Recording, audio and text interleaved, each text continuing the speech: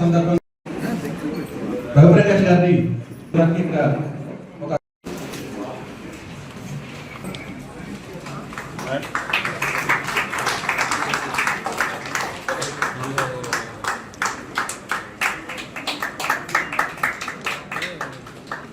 Note 4 సాధించున్నారు sir. Governor ఎప్పుడో sir చిన్నప్పటి నుంచే ఎన్నో సేవలు అందిస్తున్నారు. అప్పుడే మెంబర్గా ఉన్నారు సార్. సార్కి ఇప్పుడు సెకండ్గా governor. Next D Jeevan Kumar.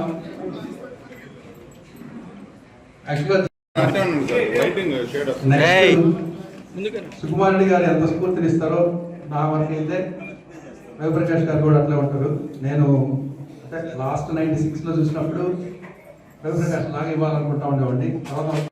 అందరికీ ప్రపంచ రక్తదాత దినోత్సవ శుభాకాంక్షలు తెలియజేస్తా ఉన్నాను. చాలా సంతోషంగా ఉంది. ఆంధ్ర రాష్ట్రంలోనే కాదు, భారతదేశంలో ఉన్నటువంటి అత్యున్నతమైనటువంటి రెడ్ క్రాస్ బ్రాంచ్లో నెల్లూరు రెడ్ క్రాస్ బ్రాంచ్ ఒకటిగా చెప్పవచ్చు. అనేకమైనటువంటి ప్రాజెక్ట్స్, ప్రధానంగా బ్లడ్ సెంటర్ కానీ, క్యాన్సర్ హాస్పిటల్ కానీ, స్పాస్టిక్ సెంటర్ కానీ, అలానే వ్యాక్సినేషన్ క్లినిక్ కానీ, ఫ్రీజర్ బాక్సెస్ ఇవ్వడం కానీ, గాంధీ ఆశ్రమం మెయింటెనెన్స్, ఇలాంటి 13 ప్రాజెక్టులు మన నెల్లూరు రెడ్ క్రాస్ ఆధ్వర్యంలో నిర్వహణలో ఉన్నాయి. అందులో భాగంగా మన బ్లడ్ సెంటర్కి వచ్చేటప్పటికి సుమారుగా సంవత్సరానికి 15,000 యూనిట్స్ని మనం కలెక్ట్ చేయగలుగుతా ఉన్నాం.